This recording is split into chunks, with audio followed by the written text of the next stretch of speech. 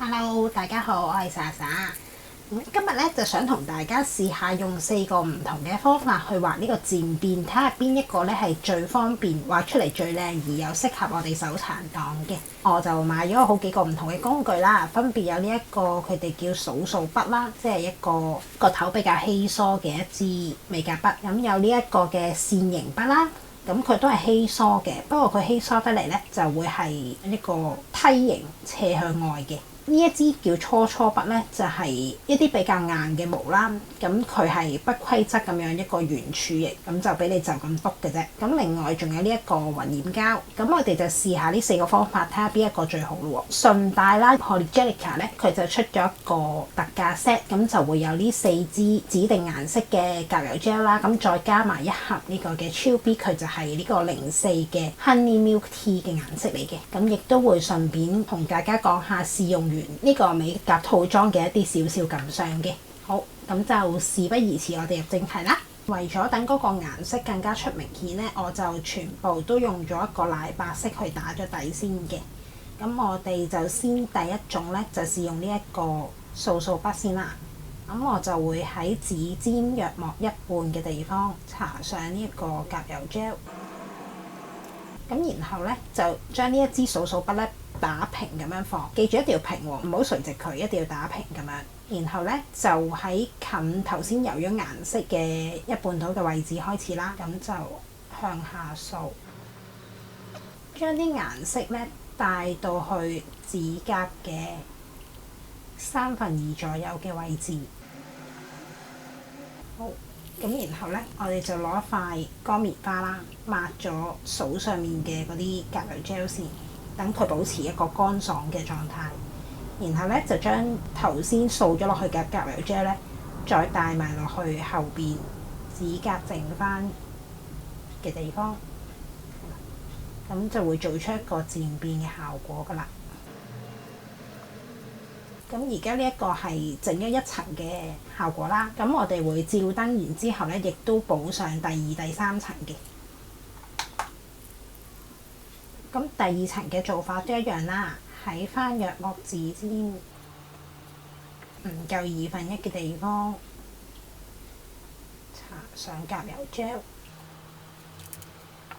然後咧打平支數嚟掃到約莫2/3左右嘅位置，然後抹乾佢，再帶埋落去剩翻嘅地方。咁如果你話你想啲顏色係豐富啲嘅話，你就可以第一下搽嘅位置搽多啲咯，可能搽到真係一半啊，低少少先開始做嗰個漸變都可以嘅。咁上完第2層啦，我哋又再照燈。搽咗3層之後上埋封層咧，呢個就係用數數筆做出嚟嘅漸變效果啦。咁第2個咧就試用呢個線形筆啦喎，手法咧其實同頭先個數數筆係完全一樣嘅啫。咁我哋亦都係喺指尖約莫一半嘅位置搽上呢個甲油 gel 啦，然後咧就打平啲支線形掃，咁就向下掃，一樣係將嗰啲甲油 gel 向住指緣嘅位置掃過去。好，咁然後咧就抹一抹支掃先，咁就再將掃咗嘅部分再向下掃。好，咁呢個就係1層嘅效果啦。咁照完燈咧，我哋又再做翻同樣嘅方法去補上第2同第3層啦。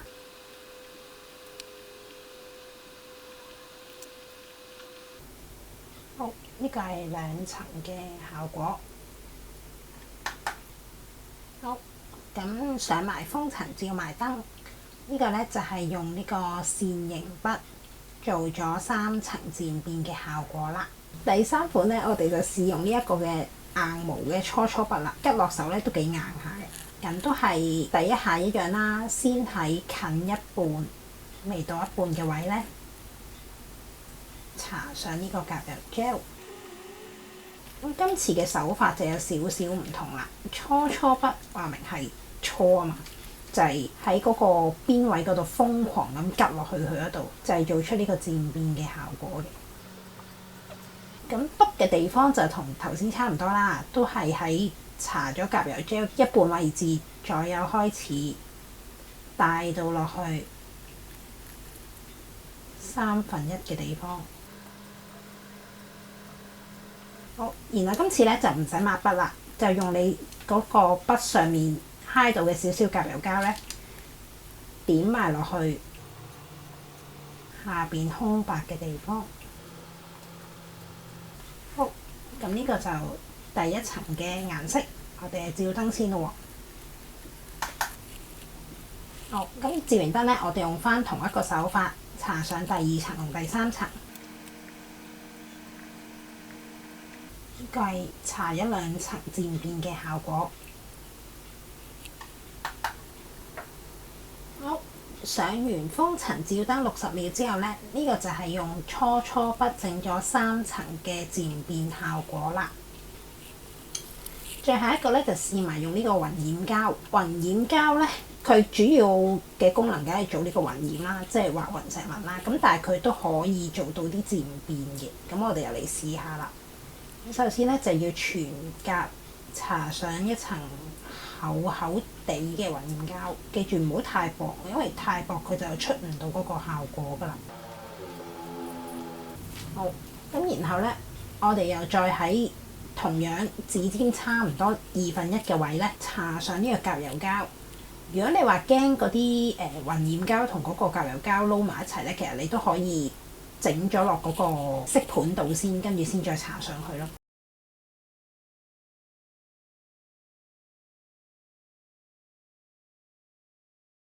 咁搽完之後咧，就乜都唔使做噶啦，就係坐喺度等。咁佢嗰個暈染膠其實就係一啲好濕嘅甲油膠咁樣啦，我嘅理解就咁佢就會慢慢將你搽上去嘅顏色膠咧化開，咁你就只需要將佢擺喺度等啦。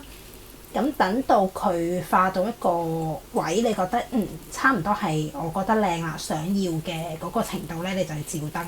又或者你如果覺得好慢唔想等嘅話咧，都可以用翻一支美甲筆。咁我順手就攞翻頭先個掃掃筆啦，輕輕咁幫佢帶少少落去咧，咁佢就會暈開得快啲咯。如果唔係你唔心急嘅話，其實你坐喺度慢慢等佢都會暈開嘅。好，咁我覺得差不多啦，我就先去照燈先。第2層咧，我就想示範另一個方法，就係咧先搽完個色膠，然後將嗰個暈染膠掃上去，睇下邊個方法做出嚟會就手啲咯。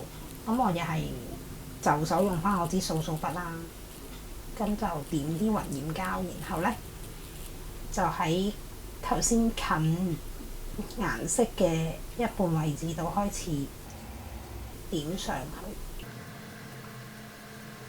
為免佢同嗰個掃掃筆嘅效果 mix 埋一齊啦，就盡量用印嘅方式。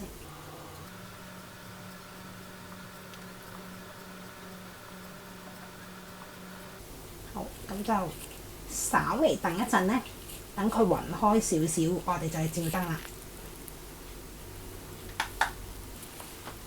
搽咗2層，然後上埋封層之後咧，呢個係用暈染膠整出嚟嘅漸變啦。好啦，咁就示範完4個方法去做漸變啦。咁唔知大家覺得邊一個係最方便，亦都出嚟個效果最靚呢？我自己嚟講咧，其實我最中意用咧係用呢個掃掃筆嘅。幾個原因啦，第一就係佢用起上嚟都方便啦，嗰個手法都唔需要話有咩太特別，都係最緊要係平放，然後慢慢去掃咁就 OK。咁另一個優點咧就係其實掃掃筆除咗可以做呢個漸變之外咧，佢都可以攞嚟畫格仔嘅。咁遲啲有機會我都示範下點樣用呢支筆嚟畫格仔俾大家睇啦。所以我覺得掃掃筆佢係多功能，同埋亦都用起上嚟好方便，出嚟個效果咧其實都係我覺得係最自然最靚嘅。咁另一樣我覺得大家都可以考慮嘅咧就係呢一支搓筆啦。新手嚟講咧，佢真係比起數數筆更加冇手法可言嘅，你即係對住嗰啲顏色嗰位係咁篤嘅啫。咁你覺得佢未夠淺嘅，你咪篤多幾下咯。咁然後慢慢帶落去。咁尤其如果你係做兩隻色嘅漸變咧，用數數筆可能都要分兩層咁樣，先掃完一個顏色，再另一個顏色擺喺第二個位度，再向上掃咁樣 mix 埋。當然你都可以一次過掃啦，但係出嚟個效果我覺得分兩次會好啲嘅。但係初筆就真係最簡單啦，你上下搭兩個色之後咧，喺中間個位瘋狂起勢咁搓咧，佢就可以混出一個比較好睇嘅效果咯。咁所以新手嚟講咧，初筆我覺得對於個技巧要求就再低少少。咁不過佢嗰個 function 就比較單一啲啦，冇數數筆咁樣可以再畫下一啲其他嘅彩繪。咁所以呢兩個方法各有各優點，咁大家可以考慮下啦。咁至於雲染膠咧，其實攞嚟做漸變，我覺得係比較難同埋麻煩嘅，因為其實唔係好控制到佢 exactly 會點樣暈開。你見我都要用支筆，即係後尾幫助下佢，咁佢先至會慢慢向下咁樣去滲開啦。但係出嚟個效果咧，都未必係 exactly 你想要嗰一個程度嘅。咁所以雲染膠攞嚟做一啲不規則雲染咧，即係當然就一定好靚啦。咁但係如果你話做漸變，我又唔覺得佢嗰個效果特別好咯。咁所以係啦，呢個係我自己用完4個方法嘅 comment， 大家都可以睇一睇，然後去揀一個啱你嘅方法啦。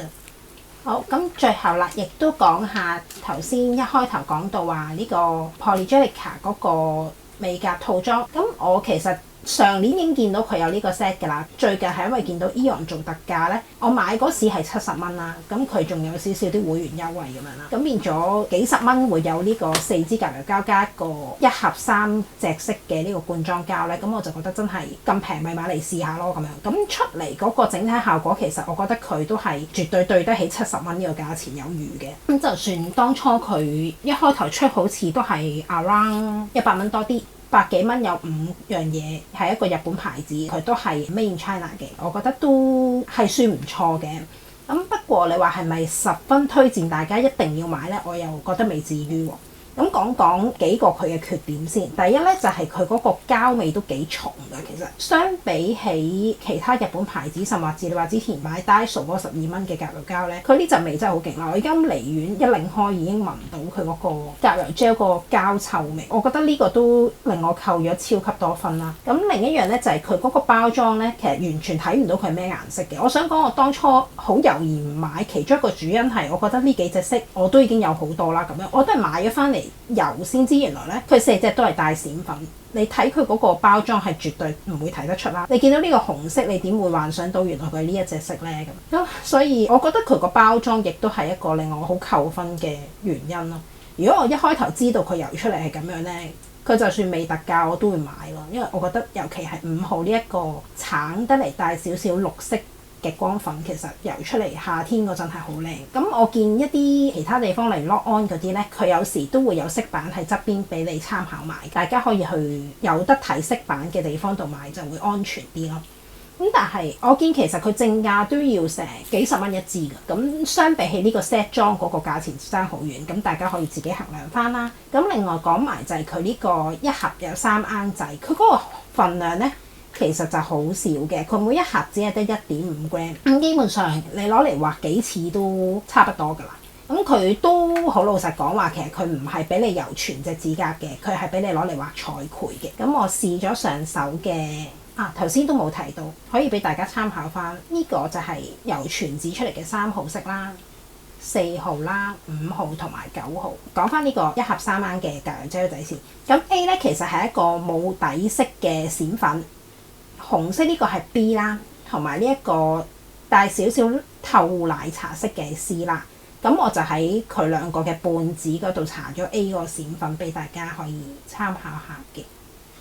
咁佢出嚟個顏色其實都幾淡㗎。我呢個色板咧係搽咗3層嘅效果。咁以一個想攞嚟做彩繪嘅罐裝膠嚟講咧，佢咁淡嘅顏色其實我好懷疑佢係咪真係可以做到彩繪啦。咁另外就係佢都幾流質嘅。咁所以你想真係好似佢咁畫呢啲直線啊，即係啲線條嘅話咧，以手殘黨嚟講咧，我覺得唔係咁容易咯。一啲其他嘅罐裝膠真係疏甩少少，唔會流嗰啲咧，會比較容易畫到啲嘅。咁所以我覺得呢一盒咧，如果佢真係單獨有得賣咧，我就絕對唔會再試㗎啦。反而呢幾支咧，我覺得如果佢價錢唔係太貴，你話幾十蚊都可以一試嘅。